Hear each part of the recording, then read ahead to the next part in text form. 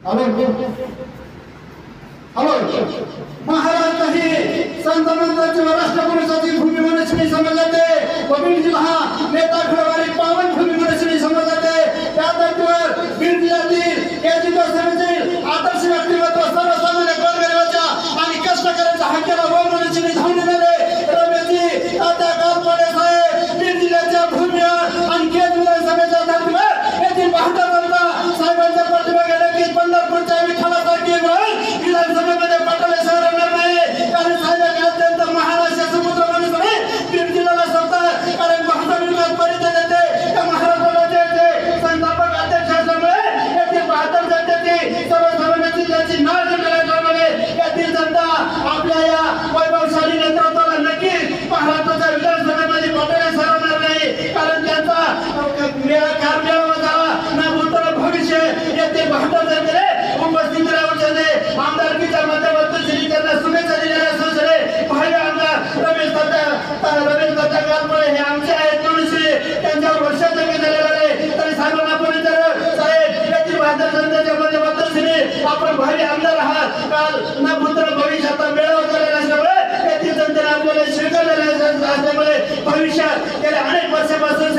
हा विधानसभा क्षेत्र विकासापासून वंचित असल्यामुळे येथील जनता आपल्या पाठीमागे मतदानरूपी खंबीरपणे वारंश्री या महाराष्ट्र राज्यामध्ये एक आदर्श विकासरूपी मतदारसंघ म्हणून श्री केजी विधानसभा बनवण्यासाठी याचे झाडं आपल्या खांद्यावर लागले असल्यामुळे विकासाच्या माध्यमातून श्री केजी विधानसभाच्या माध्यमातून सुजलाम सुफलाम विकासरूपी मॉडेल करत श्री केजी विधानसभा मतदारसंघातील 72 जनतेने संधी दिले तर करून दाखवाल का?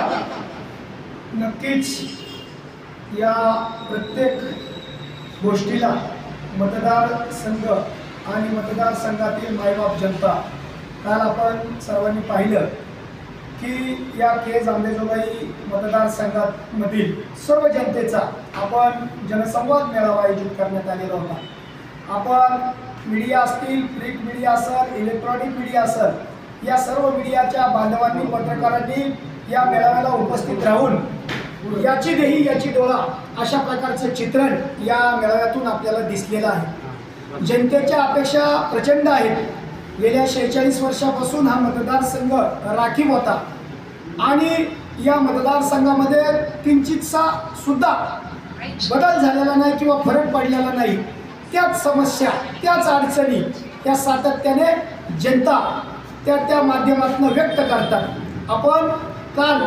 जनतेशी संवाद साधत असताना स्पष्ट सांगितलेलं आहे की रमेश तात्या गालपाडेला या केज आंबेजोगाई मतदारसंघामधून आपण जर काम करण्याची संधी दिली तर नक्कीच त्या कामाचं सोनं केल्याशिवाय राहणार नाही। या ठिकाणची जनता अतिशय भोळी आहे, भाबडी आहे, विश्वास ठेवणारी आहे। कुठलाही शब्द दिला तर शब्द बदलणारी नाही आणि त्याच पद्धतीने या राजकारण्यांनी देखील अशा पद्धतीचं काम करणं गरजेचं होतं। परंतु दुर्दैव असं की या जनतेला कुणीही विचारात घेतलं नाही, वाली नाही। मतदान झाल्यानंतर पुन्हा त्यांच्याकडे डोकूनही बघायचं नाही, त्यांची कामं करायची नाही, हे वेदेवेचं राजकारण करायचं, खुनशीचं राजकारण करायचं आणि एकमेकांमध्ये भांडणं लावून हा गट तो गट अटीतटीचा निर्णय घेऊन आपण आपला गट निर्माण करण्याचं काम केलेलं आहे। त्यामुळं सर्वसामान्य जनता इथल्या सर्व लोकांना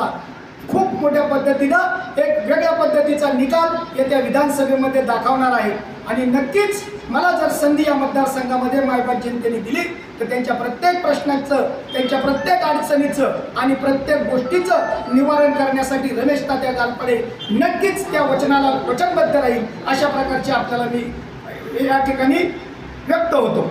राजे शिवछत्रपती शिवाजी महाराज, डॉक्टर बाबासाहेब आंबेडकर, महात्मा ज्योतिबा फुले, सावित्रीबाई फुले यांच्या विचारांवर चालणारे बीड जिल्ह्याचे रत्न म्हणून श्री रमेश तात्या गालपाडे साहेब यांच्याकडे पाहिजे आणि त्या लाईन देवताला माहिती देताना सांगतात विकासापासून वंचित असलेल्या केज विधानसभेच्या माध्यमातून येथे जनतेने जर मला विधानसभेमध्ये पाठवण्याची संधी दिली तर नक्की त्या महाराष्ट्राच्या पटलावर आणि नकाशावर एक विकासाचे मॉडेल म्हणून नावावर बसणारे अशी त्या लाईन देवताला इच्छुक उमेदवार केज विधानसभेचे रमेश तात्या गालपाडे लाईन देवताला माहिती देताना बोलतात पत्रकार मामला तिरके लाईन देवकर